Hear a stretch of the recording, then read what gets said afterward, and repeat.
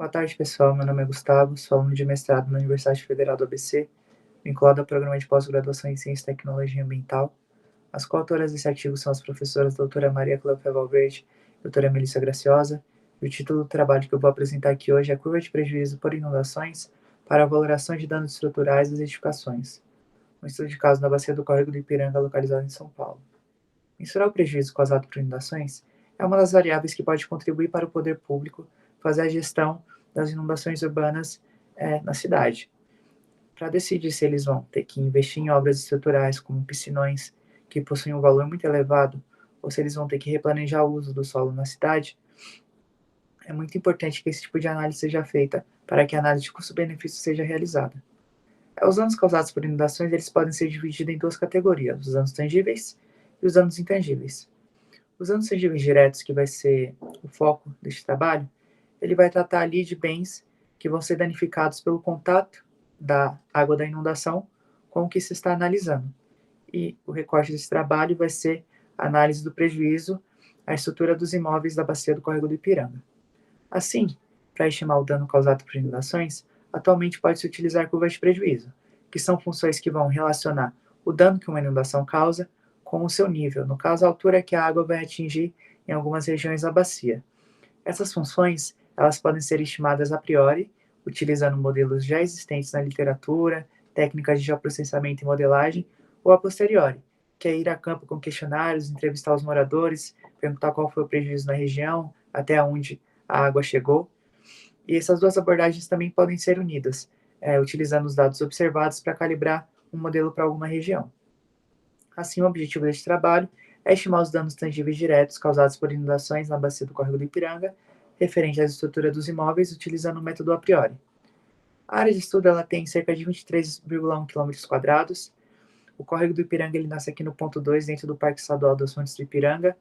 Ele deságua aqui no ponto 9, no rio Tamanduateí. A maior parte do Córrego do Ipiranga ele está em canal a céu aberto. Ele está margeado pelas avenidas Professor Abrão de Moraes, Avenida Dr. Ricardo Jafé e Avenida Teresa Cristina. A fonte primária de dados deste trabalho foi a plataforma GeoSampa, onde nela obteve-se um modelo digital de terreno para gerar curvas de nível em etapas mais à frente, a área da bacia de estudo, a sua hidrografia e a base cadastral de imóveis. O modelo utilizado para estimar o prejuízo na região foi proposto por Tachina em 2010, onde o dano ou prejuízo em reais ele é obtido da relação de 0,05 vezes a área atingida pela água no imóvel vezes o CUB vezes o PED.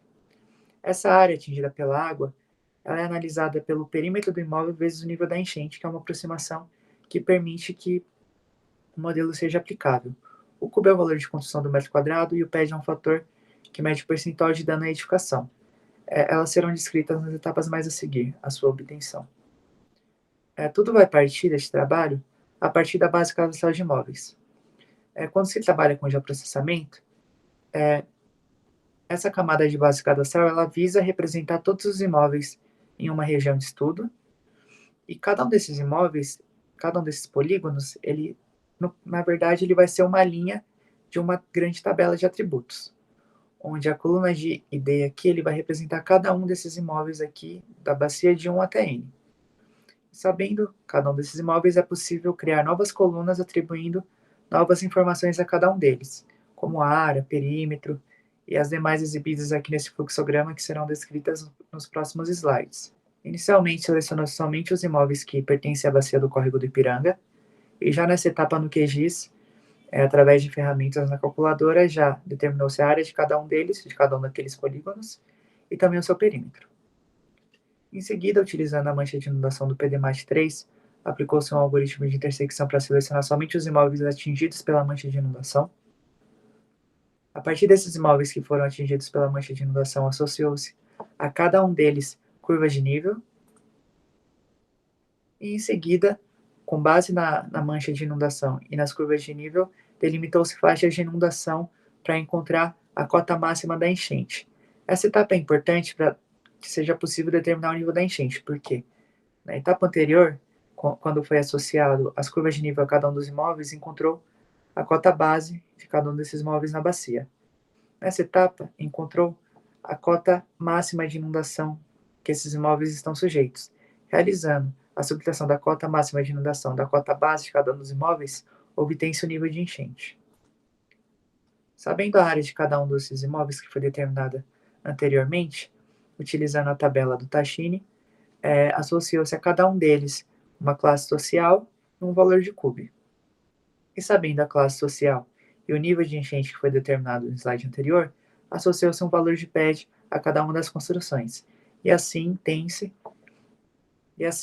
se obteve todas as variáveis necessárias para calcular o prejuízo causado por inundações à estrutura de cada um desses imóveis. Para a bacia do córrego do Ipiranga, para um evento de inundação de TR25, com base na mancha do PDMAT3, o nível máximo d'água observado na bacia foi de 1,25 metros, com um prejuízo total na bacia de R$ 108.530.